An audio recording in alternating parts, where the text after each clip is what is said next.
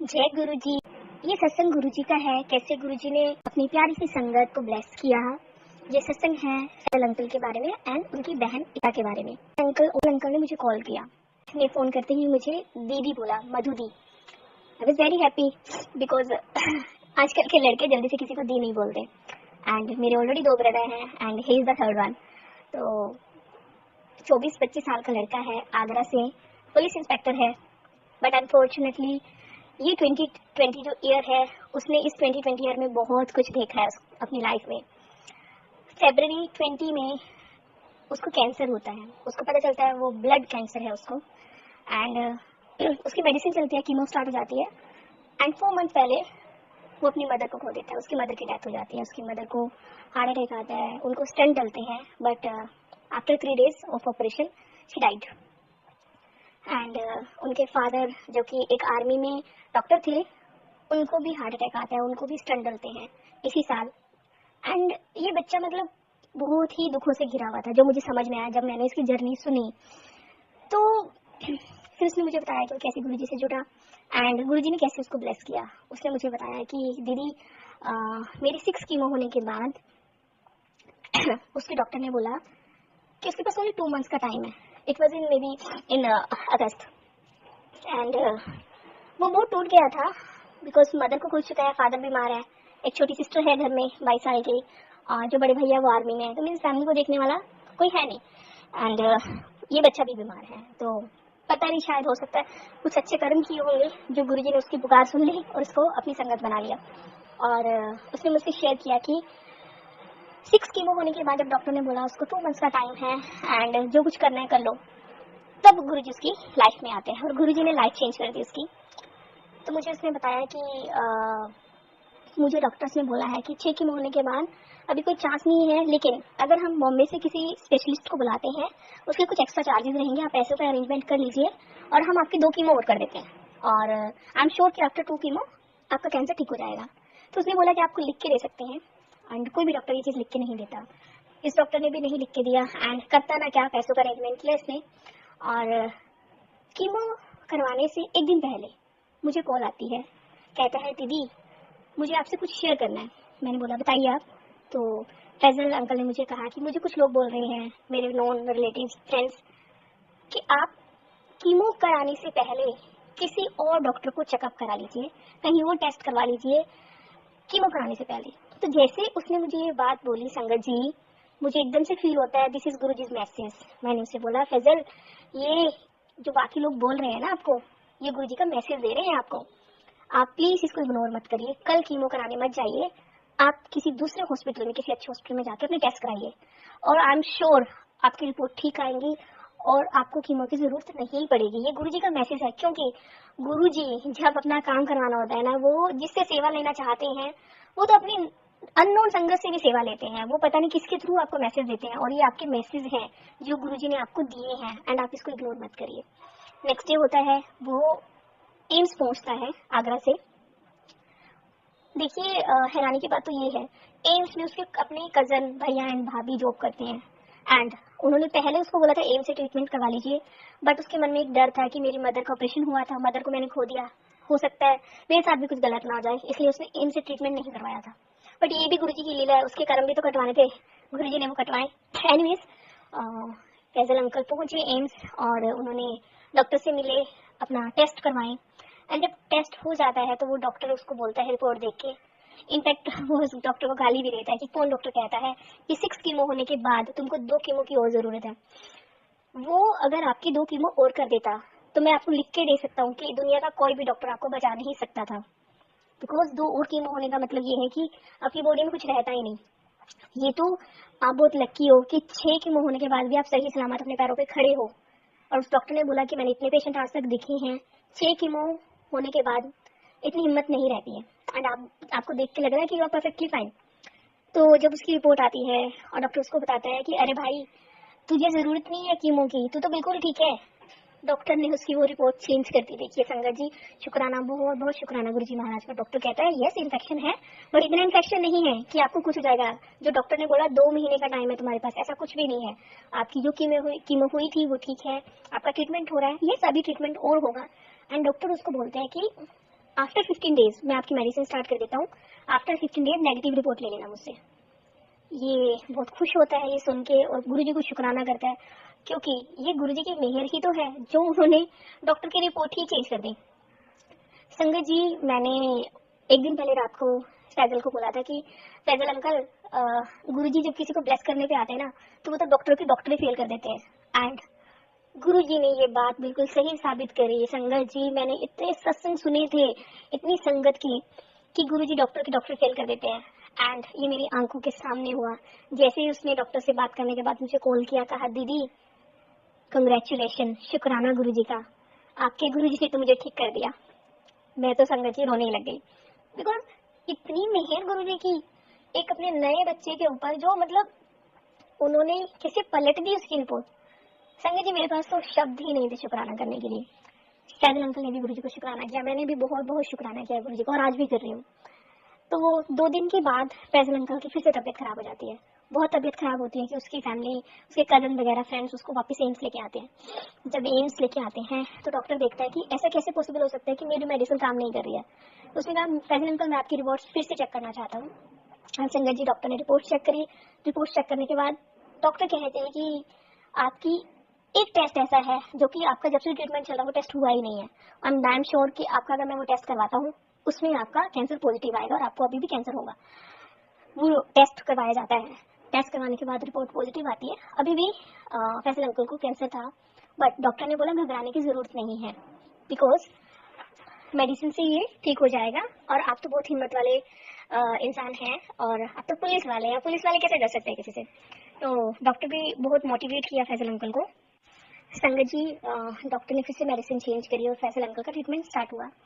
And इस बीच में उसने मुझे कई बार बताया कि वो पहले से बेहतर फील कर रहा है, उसको एहसास हो रहा है कि उसकी तबीयत ठीक है। नाउ संगत जी, इस बीच में उसकी आगरा से बरेली पोस्टिंग हो जाती है। उसको बोला जाता है कि आपको 1 नवंबर को बरेली ट्रांसफर लेना है, उसका ट्रांसफर हो जाता है। इससे 2-3 दिन पहले वो मुझे बोलता है कि दीदी मेरा ट्रांसफर है और मुझे जाना है। मैं उसे बोलती हूँ देखो ये तो गुरुजी की मर्जी है, अगर गुरुजी चाहते हैं आपको बरेली लेके जाना तो गुरुजी आपको बरेली लेके जाएंगे, और अगर गुरुजी चाहते हैं तो तुम देख लेना तुम्हारा ट्रांसफर ऑर्डर रुक जाएगा। संगत जी, क्या होता है कि आई थिंक 30 नवंबर की बात है, मुझे फोन करके बोलते हैं दीदी मुझे मेरे हेड ऑफिस से फोन आता है, मेरा ट्रांसफर 2 महीने के लिए पोस्टपोन कर दिया गया। मैंने कहा बोलिए जय गुरुजी, जय जय गुरुजी, बिकॉज ये गुरुजी की मर्जी है। गुरुजी को पता था कि फैजल की इस टाइम पे अपने घर में जरूरत है, बरेली में नहीं। एंड संगत जी, उसकी ट्रांसफर रुक जाती है। एंड इस बीच में संगत जी मैं एक सत्संग और ऐड करूंगी। ये सत्संग है फैजल की छोटी सिस्टर से रिलेटेड, जिनका नाम इकरा है। इकरा आंटी इनफैक्ट तब तो गुरुजी के बारे में नहीं जानती थी। तो I think it's more than 15 और 20 डेज बैक फैजल की सिस्टर इकरा आंटी का आगरा में एक्सीडेंट हो जाता है, और उनके हेड में बहुत ज़्यादा इंजरी होती है, अराउंड 14 स्टिचिंग उनको लगते हैं, एंड बहुत ज़्यादा ब्लड लॉस हो जाता है। तो मुझे ये चीज़ बताई फैजल अंकल ने, और कि मेरी सिस्टर को ऐसे ऐसे चोट लगी है एंड वो हॉस्पिटल में है। एंड नेक्स्ट डे संगत जी ऐसा होता है कि गुरुजी फैजल अंकल को एक सेवा देते हैं, है तो उनका काम था, बट फैजल अंकल को पता चलता है कि कुछ लड़कियां जिनको अलग अलग जगह से किडनैप किया जाता है एंड कहीं पर उनको कोठे पे बेच दिया जाता है, जबरदस्ती उनको वहां से गलत काम करवाए जाते हैं, और ये इन्फॉर्मेशन फैजल अंकल को मिलती है जबकि वो हॉस्पिटल में है। लेकिन वो ना तो अपनी तबीयत की परवाह करते संगत जी, ना ही अपनी सिस्टर की परवाह करते उस टाइम पे। वो अपनी सिस्टर को हॉस्पिटल में छोड़ के, जबकि वो लीव पे चल रहे हैं, मेडिकल लीव पे चल रहे हैं, बट फिर भी वो उन लड़कियों को चुराने के लिए प्लान बनाते हैं, अपने सीनियर ऑफिसर से डिस्कस करते हैं, एंड ये ऑपरेशन फैजल अंकल को सौंप दिया जाता है कि ये आप ही को एग्जीक्यूट करना है। संगत जी, शाम के टाइम वो जाता है, जो भी लोकेशन होती है वो लोकेशन पे अपनी टीम सेट करता है, एंड संगत जी यू डोंट बिलीव, 11 लड़कियों को उसने वहां से छुड़वाया और उन लड़कियों को उनके घर भेजा गया। तो ये बात मुझे जब ये इंसिडेंस हो गया उसके बाद फैजल अंकल ने बताया मुझे। आई वाज वेरी हैप्पी। मैंने गुरुजी को शुक्राना किया कि देखो फैजल अंकल, आपने तो 11 लड़कियों को उनके घर भेजा है जिनको आप जानते भी नहीं हो, जबकि आपकी अपनी सिस्टर हॉस्पिटल में, तो भला आपकी सिस्टर को कैसे कुछ होने देते गुरुजी। ये तो गुरुजी की लीला है ना, उनको जिससे जो सेवा लेनी होती है ना वो लेते हैं। आप बीमार हैं फिर भी गुरुजी ने आपसे वो सेवा ली, आपने उन लड़कियों को उनके घर पे भिजवाया, एंड उनकी फैमिली, वो लड़कियां आपको कितनी दुआएं दे रही होंगी। ये गुरुजी की ब्लेसिंग्स करने की एक लीला ही तो है। एनीवेज नेक्स्ट मैं आपको बताती हूँ क्या होता है।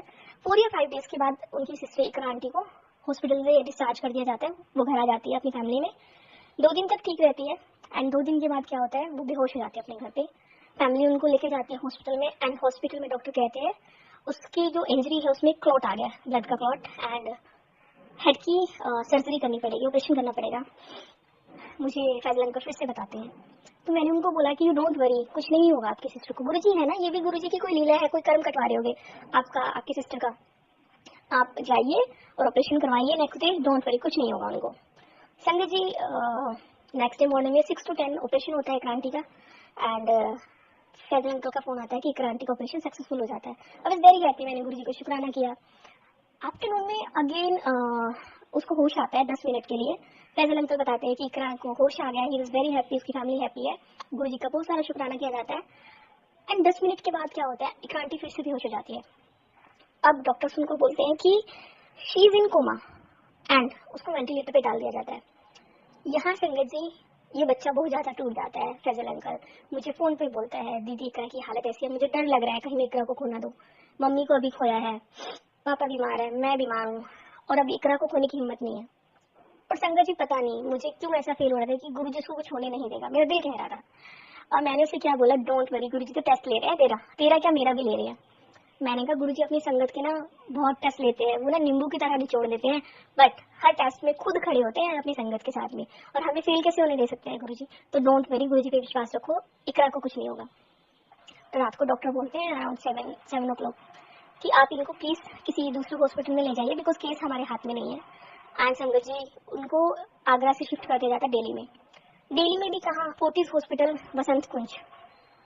एंड उनकी फैमिली में फादर, फ्रेंड्स, कजन्स, चाचा चाची वगैरह इकरा को हॉस्पिटल से लेके आगरा से दिल्ली आ जाते हैं।